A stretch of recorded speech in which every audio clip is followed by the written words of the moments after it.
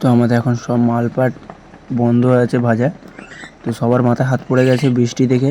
বন্ধুরা, আমাদের রথের দোকান দেওয়া হয়েছিল, সব মালপাট বয়ে এনে রাখা হয়েছে এখন।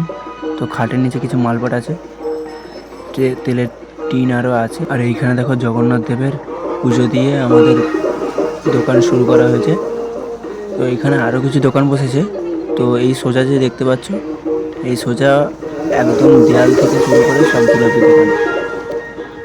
তো এইখানে হঠাৎ মাত্র দেখি না বৃষ্টি শুরু হয়ে গেছে। তো বৃষ্টি থেকে আমাদের যে ভাজা হচ্ছিল, আমাদের ভাজাটা দেখাতে পারিনি। ওই ভাজা হচ্ছিল সব এখন বন্ধ করা হয়েছে বৃষ্টি দেখে। প্রচুর পরিমাণে বৃষ্টি হচ্ছিল। দেখো সবারই ভাজা বন্ধ হয়ে গেছে, সবার মাথায় হাত পড়ে গেছে বৃষ্টি দেখে।